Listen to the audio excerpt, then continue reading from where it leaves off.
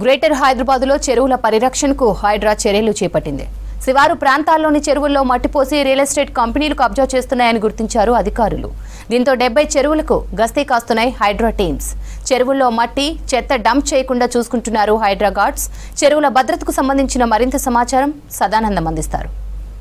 హైదరాబాద్ ఒకప్పుడు లేక్ సిటీగా పిలువబడేది. సిటీతో పాటు సిటీ అవుట్స్కట్స్లో వందల కొద్ది చెరువులు ఉండేవి. కాలక్రమేణా సిటీ డెవలప్మెంట్ అవుతుండడంతో పాటు సిటీలో ఉన్నటువంటి చెరువులు కూడా కబ్జాకి గురయ్యాయి. ఆ తర్వాత హైడ్రా వచ్చిన తర్వాత చెరువులను కబ్జా చేసే వారిపైన కఠిన చర్యలు తీసుకుంటూ చెరువులను కాపాడుకుంటూ వస్తుంది. అయినా కూడా ఇంకొందరు చెరువుల్లో మట్టిపోయడం, చెరువు FTL బఫర్ జోన్లలో అక్రమ కట్టడాలు చేయడం లాంటివి గుర్తించిన హైడ్రా చెరువుల దగ్గర 24/7 గస్తీ నిర్వహిస్తుంది. ఈ చెరువుల దగ్గర ఎన్ని టీములు పనిచేస్తున్నాయి, వీళ్ళు గస్తీ ఎలా నిర్వహిస్తున్నారు, సిటీలో ఉన్నటువంటి ఎన్ని చెరువుల వద్ద వీళ్ళు ప్రొటెక్షన్ ఇస్తున్నారు.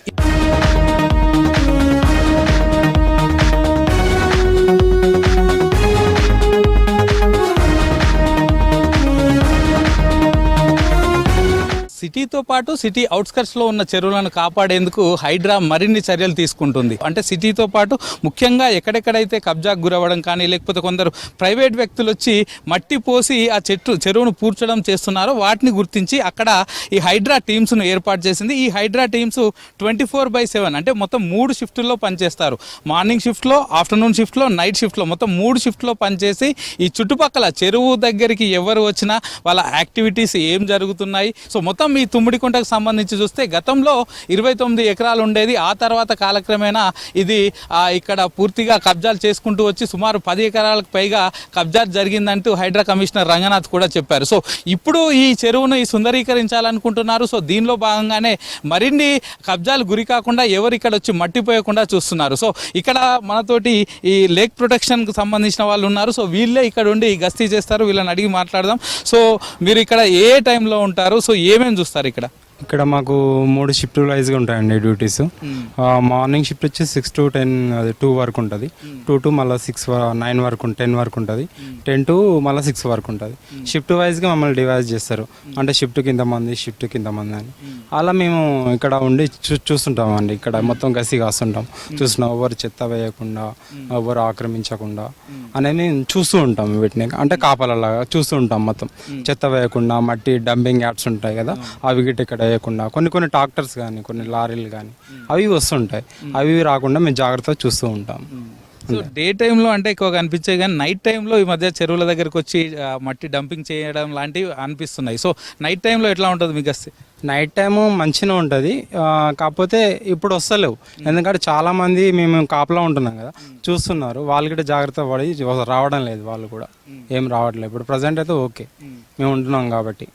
ఒకవేళ ఎవరైనా చెత్త వేసినా లేకపోతే మట్టి వేసినా సో మీరు ఏం చేస్తారు? మేము చెత్త వేసినా, మట్టి వేసినా పోయొద్దని చెప్తాం. ముందే వెహికల్స్ ఆపేస్తాం. మేము ఆపేసి వేయొద్దని చెప్తాం. తర్వాత మా పై అధికారితో మేము మాట్లాడతాం. అంతే అండి. సో ఆ విధంగా ఈ రీసెంట్గా ఏమైనా జరిగినాయా మీరు వచ్చినప్పటి నుంచి? స్టార్టింగ్లో ఏమైనా ఉండేనా? స్టార్టింగ్లో అంటే 1-2 అంతే అట్లా అయినవి చెప్తే వాళ్ళు విని వెళ్ళిపోతారు. మనం తిరిగా చెప్పాలి. వాళ్ళు వినకపోతే మన పై అధికారికి మనం కంప్లైంట్ ఇస్తే వాళ్ళు మిగతాది వాళ్ళు చూసుకుంటూ ఉంటారు. అంతే.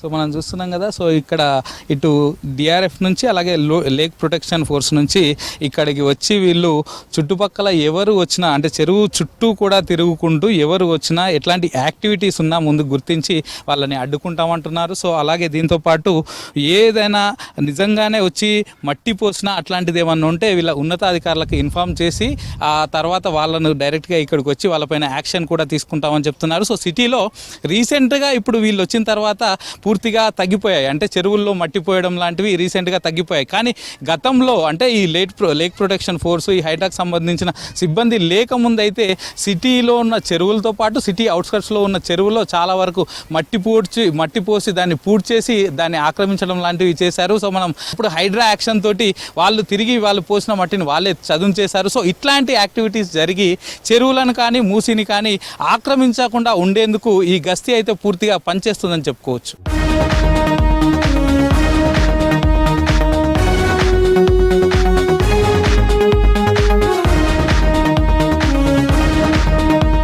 ప్రస్తుతం మనం మాదాపూర్ సున్నం చెరువు దగ్గర ఉన్నాము. సో ఈ ఫెన్సింగ్ తీసుకొని కూడా కొందరు వస్తారని భావించి ఇక్కడ కూడా ఇటు లేక్ ప్రొటెక్షన్ సంబంధించి ప్రతి షిఫ్ట్కి ఇద్దరిని ఇక్కడ పెట్టేసి ఎవరు ఈ చుట్టుపక్కల రాకుండా చూసుకుంటున్నారు. బ్రదర్ చెప్పండి, ఇక్కడ మీరు ఏ డ్యూటీ చేస్తారు? సో మీ షిఫ్ట్స్ ఎట్లా ఉంటాయి?